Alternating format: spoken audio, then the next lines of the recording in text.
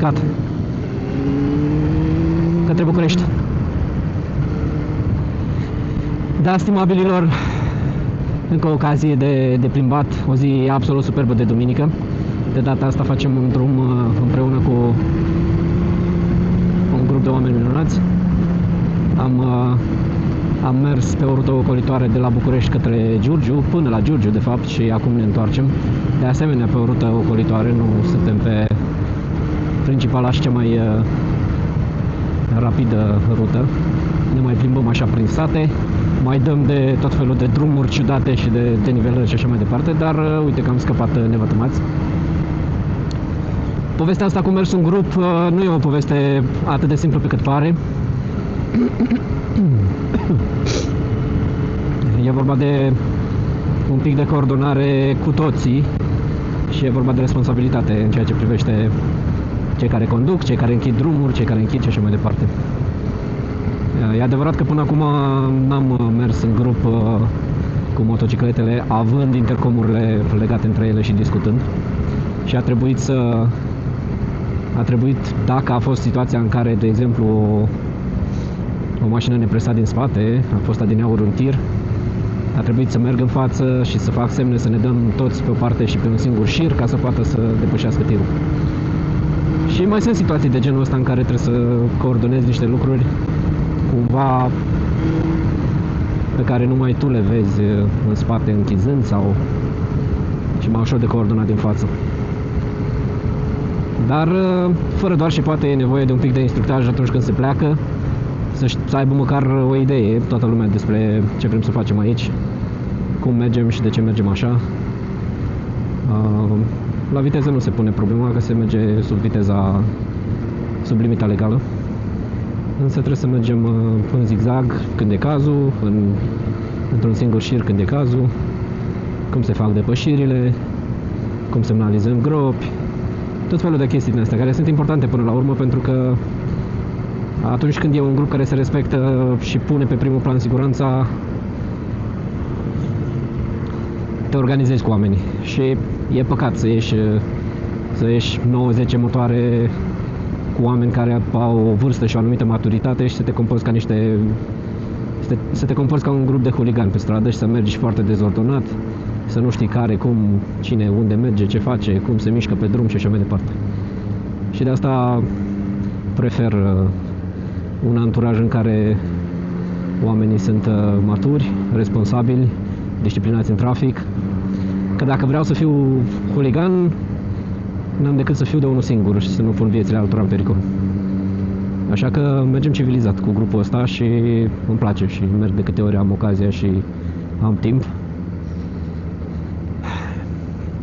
N-am să vorbesc neapărat despre grup. Aici e vorba de mersul în grup și de regulile în general pe care fiecare trebuie să le cunoască și să le respecte. E vorba de siguranța fiecăruia până la urmă și toată lumea vrea să ajungă acasă în siguranță și fără probleme. Ieșirea asta a fost una plănuită, nu știu, săptămâna asta cred că ne-am organizat.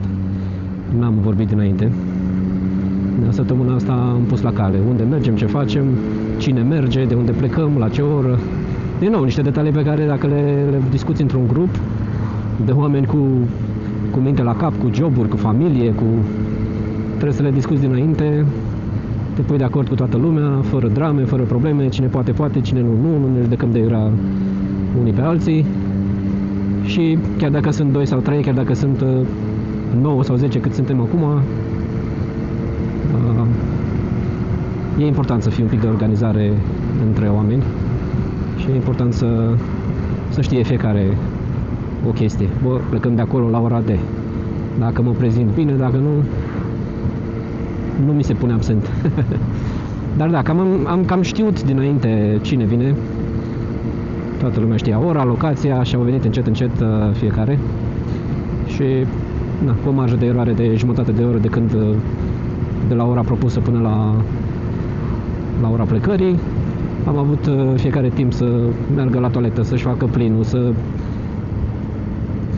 își ungă lanțul, să fumeze o țigară, să bea o apă. Adică, până la urmă, lucrurile sunt ce ar trebui să fie pe relaxare. Nu trebuie să pui presiune pe tine însuți că vai merge într-un grup, chiar și așa cum e pentru prima oară pentru unii. Mergi într-un grup și trebuie să fii on point 100% și nu știu ce.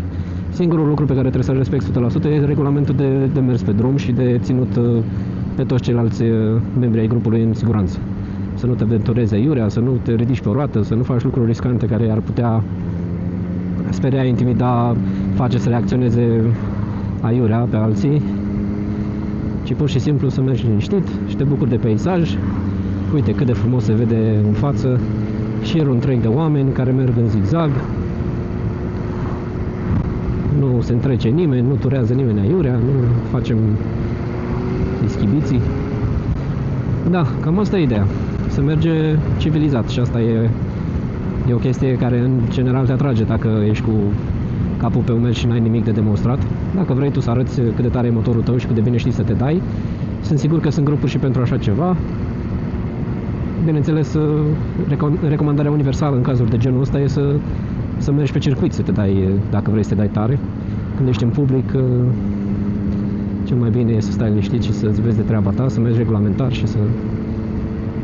în limita bunului simț, bineînțeles că și regulamentarul ăsta are niște limite. Da, mersul în coloană sau în grup sau cu anturaj sau cu mai mulți oameni. Despre asta e vorba și, sincer să fiu, e o chestie foarte faină pe care de altfel o recomand a fi făcută așa cum mi s-a zis și mie, și poate că ăsta e o mică fereastră în începuturile mele în motociclism. Și dacă e să trecem la story time, cum se zice acum, când am început treaba asta cu motociclismul, țin minte că în perioada în care aveam carnet, dar n-aveam motor, a fost vreo lună, două, dacă nu mă înșel, stăteam exclusiv 24 din 24 pe OLX să mă asigur că n-a mai apărut ceva care să mă atragă. Și în perioada aia căutam în același timp și tot felul de grupuri, site-uri, platforme pe care sunt motocicliști și cu care aș fi vrut să schimb o vorbă, de la care aș fi vrut să învăț ceva. Neștiutor fiind și naiv pe vremea aceea, am găsit, adică nu primul lucru care îți apare, sau unul dintre cele mai frecvente lucruri care îți apar când scrii motociclism pe motoarele populare de căutare, e ceva platformă, nu știu, cum erau înainte, de intrau toți și fiecare își dădea cu părerea, fiecare comenta, fiecare... și motociclism.ro sau ceva de genul. Și am pus la momentul respectiv o întrebare acolo, am zis că, bă, gata, i-am găsit. Asta e comunitatea moto, eu neștiutor fiind. Și am pus o întrebare. Vreau să ies și eu cu niște oameni sau să mă duc în mijlocul unor oameni unde se discută despre motoare. Adică atât de naiv eram încât aveam impresia că toată lumea care discută despre motoare știe ce zice, toată lumea care e într-un cerc din ăsta motociclistic are și 100% și exclusiv intenția de a discuta doar despre motoare și a fi sincer cu toată lumea. Ce știam eu? Am întrebat, domnule, vreau să mă anturez și eu cu niște oameni și uite, n-am motocicletă, sau chiar dacă începeam să am la un moment dat, în primele luni, în prima perioadă de motociclism, ce să fac? Unde să merg? Unde sunteți? Pe unde vă găsesc? Nu știam eu înainte de Constituției și de Victoriei. Și oricum, chiar dacă știam, m-aș fi simțit ciudat ca fără motor să mă duc printre ei, să stau de vorbă cu ei. Adică, na. Și răspunsul cel mai, probabil primul, singurul și cel mai pregnant și cel mai votat la vremea aceea, care mi s-a dat, a fost: de ce cauți tu să te anturezi? Nu mai bine te dai tu singur vreo câteva, nu mai știu, a zis atunci, sute sau mii de kilometri și după aia caută să te anturezi. Un sfat, de altfel, pe cât de simplu pare, pe atât de competent, dar eu l-am luat ca pe o jignire la momentul respectiv, ca și cum, de ce, domnule, adică de ce să mă simt exclus? Urmează să fac și eu parte din comunitatea asta. Și când spuneam comunitate, nu știam despre ce vorbesc. Și eu am venit cu inima deschisă cumva și am zis, bă, Vreau să înțeleg ce se întâmplă, vreau să învăț de la o grămadă de oameni, vreau să știu despre motociclete și motociclism. Vreau să știu cu ce se mănâncă toată treaba asta și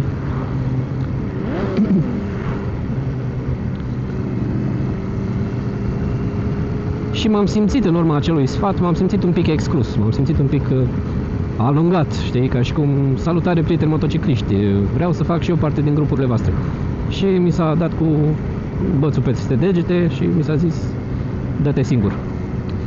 Da, a fost un sfat pe care l-am înțeles mai târziu și am început să-l învăț și să-l înțeleg și să înțeleg faptul că n-a fost neapărat spus sau nu știu cu ce intenție a fost spus, poate chiar a fost spus ca să fiu împins sau poate nu.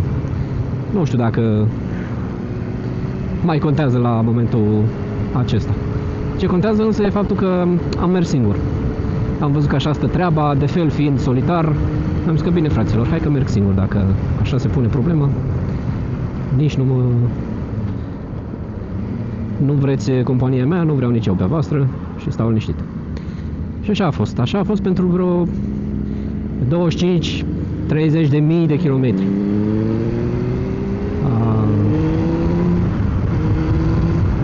Moment în care am înțeles ce înseamnă drumul, am înțeles ce înseamnă multe greutăți pe care le poți întâlni pe drum. Am înțeles ce înseamnă coordonarea de ochi, mână, picior. Practic am învățat să fiu motociclist, mergând singur pe tot felul de drumuri. Atâta timp cât era asfalt, nu m-am dat înapoi. Am mers și pe drumuri neasfaltate, dar e o experiență pentru mine personal atât de neplăcută încât nu vreau să o mai repet. Cel puțin nu cu motocicleta asta. Aș încerca să fac enduro, dar aia e altă poveste. Și de la serpentinele pădurilor până la orele nesfârșite de mers pe autostradă, am mers și mai repede, am mers și mai încet, am mers și mai tehnic, am mers și cu tendința de a dormi pe motor, mergând așa drept și fără ceva care să te țină treaz neapărat. Cu ghilimele de rigoare, bineînțeles. Și am găsit oamenii ăștia, nu știu cum, nu mai țin minte cum exact sau care a fost prima interacțiune. Tot ce țin minte e că am pus sub semnul întrebării la început dorința mea de a mă alătura grupului, iar cel care conducea sau cel care iniția proiectul la vremea respectivă m-a asigurat că nu se caută decât oameni responsabili și maturi, pentru că între timp am văzut imaturitatea cu care abordau mulți motociclismul. În 25.000 de kilometri am avut timp să cunosc oameni în tot felul de cercuri și să-mi dau seama cam ce le bate capul. Și nu mă refer la copii cu 125 cc sau 300 cc cu burlanele goale sau tobe sparte sau așa mai departe, că cu ea nu m-am asociat deloc. Dar vorbesc de faptul că uneori chiar aveam impresia că oamenii pe lângă care stăteam și care vorbeau despre motociclism și despre cum văd ei toată treaba asta, îmi dădeau de înțeles că știu despre ce vorbesc, că au ani de motociclism în spate și totuși îi vedeam cu atâta patos discutând despre cât le place de mult să tureze printre mașini, să se ridice pe o roată și să facă tot felul de chestii de genul ăsta pe care te aștepți să le facă cineva foarte tânăr și cu prea mult zel și nu neapărat cineva care are 50 de ani și copii la facultate. Da, asta e altă poveste din nou, dar indubitabil am fost dezamăgit de 90% din interacțiunile pe care le-am avut cu ghilimele de rigoare comunitatea moto, cel puțin asta care gravitează în jurul Bucureștiului. Și de asta am zis că ori merg singur până la capăt, așa cum am mers până acum, așa merg și mai departe, ori Nu renunț la mersul singur, asta deja imposibil. Însă din când în când, dacă chiar vreau să am un anturaj motociclistic, trebuie să fiu extrem de selectiv și să caut unul după puținele principii pe care le am în ceea ce privește mersul cu motocicleta. Măcar atât. Adică nu mă aștept să avem aceleași norme și principii etice și morale. Mă aștept să vedem motociclismul ca o pasiune frumoasă pe care să o avem cât mai mulți ani din viața noastră, nu să ne dăm ca dobitocii cu capul de bordură la 350 la oră. Din nou, chestia aia nu vreau să fac pe lângă niciun fel de anturaj. Și fără să mă aștept, bineînțeles, am găsit oamenii ăștia cu care aparent mă înțeleg deocamdată. Și am ieșit cu ei. Am ieșit cu ei prima dată undeva în apropierea Bucureștiului. Puțin de mers. Dar a fost o ieșire interesantă, i-am cunoscut așa pe unii dintre ei. Era drăguț. Am zis că, bă, e potențial acolo, dar hai să vedem totuși. Și am pus sub semnul întrebării participarea mea la această inițiativă. Și m-a asigurat cel care la momentul ăla propunea inițiativa, m-a asigurat că suntem niște oameni, sau majoritatea dintre noi suntem maturi. Și așa a fost.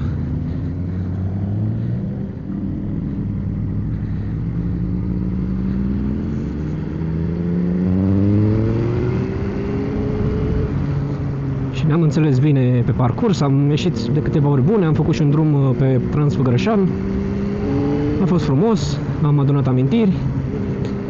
Cu majoritatea ne cunoaștem cât de cât, uneori mai vin și oameni noi. Oamenii noi sunt bineveniți, dar ne cernem. Având în vedere că grupul e destul de select, adică se pune accent mult pe calitatea oamenilor mai degrabă decât pe cantitate. Cine nu se potrivește se cam simte și ne cernem. Din fericire nu s-au întâmplat cazuri până acum atât de dramatice încât să suferim din cauza asta. Dar e frumos așa când ai 3 oameni sau ai 10 oameni lângă tine, mergi încolonat cu ei și te bucuri de peisaje, de drum, de motocicleală în general. Adică e o frumusețe aparte. Și întorcându-mă la ce a stârnit subiectul ăsta, și anume mersul în grup, din fericire e genul de grup care nu are reguli din alea de club motociclistic. Regulile noastre țin mai degrabă de mersul în siguranță cu motocicleta și nu prea ne interesează alte chestii. Important e să nu generăm drame în jurul nostru, să ne înțelegem, să fie o plăcere pentru fiecare să facă parte din grupul ăsta. Și să mergem în siguranță. E important pentru orice grup să meargă în siguranță și să evite tot felul de accidente, pentru că suntem mulți într-adevăr, dar nu suntem la fel de mulți ca cei care merg cu mașinile. Da? Și în cazul ăsta, o minoritate fiind, unul face o boacănă și se propagă imaginea asta mai puțin pozitivă, mai tare decât s-ar propaga o imagine negativă promovată de un șofer de mașină. Asta e realitatea, din păcate. Ca să nu mai zic de faptul că ești mereu văzut ca cel de vină, ești mereu văzut ca cel care nu are prioritate, chiar dacă reglementarea drumului la momentul respectiv îți dă prioritate și așa mai departe. Adică we are villainified. Și oarecum ne obișnuim în timp cu chestia asta, însă nu e, chiar dacă ne obișnuim, nu e un lucru bun. Și da, din nou, imaginea asta de villain e o chestie personală în care m-am regăsit de-a lungul timpului, fără să vreau, bineînțeles. Că nimeni nu vrea să fie văzut ca omul rău sau ca personajul negativ din nicio poveste. Dar așa se întâmplă lucrurile uneori. Și Și probabil că și chestia asta m-a adus mai aproape de motociclist prin prisma faptului că nu m-a speriat gândul că o să fiu văzut ca unul care care nu respectă legea, care e de vină dacă se întâmplă ceva pe stradă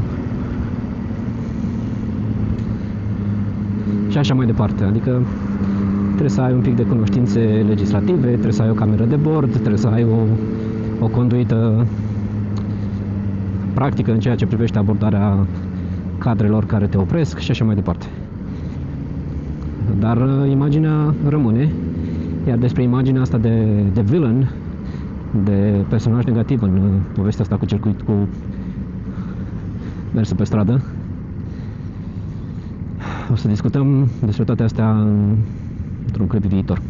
Că deja am vorbit o grămadă despre cum merg oamenii cu motocicletele, de ce